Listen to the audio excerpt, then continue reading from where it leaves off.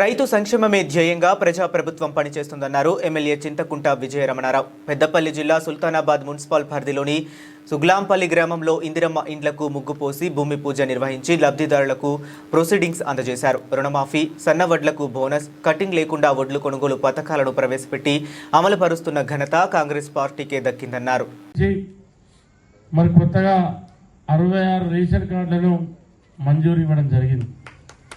వాటితో పాటు 15 double bedroom Indiramma ఇల్లు ఇవ్వడం జరిగింది.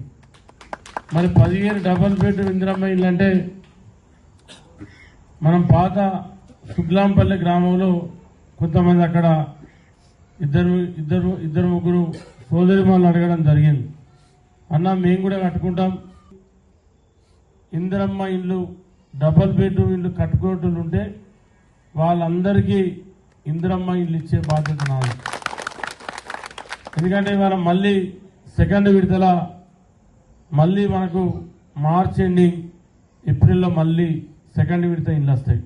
ఈ వార్డులో దాదాపు 99% అందరికీ రేషన్ కార్డులు వచ్చుంటాయి.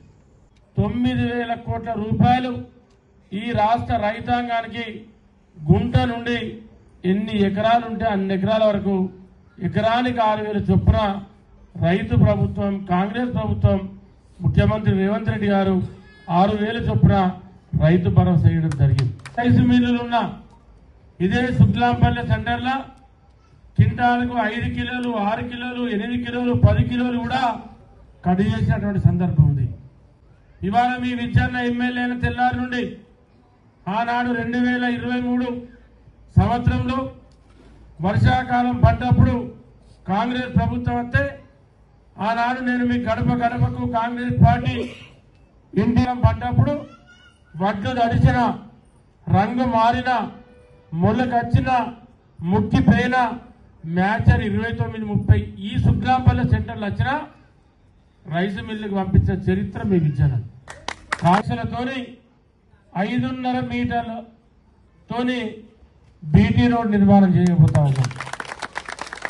ఇది రాజీవ్ రహదారి నుండి మన ఊరు స్టార్టింగ్ చివరస్తా వరకు మనం పనులు ప్రారంభించుకుంటాం.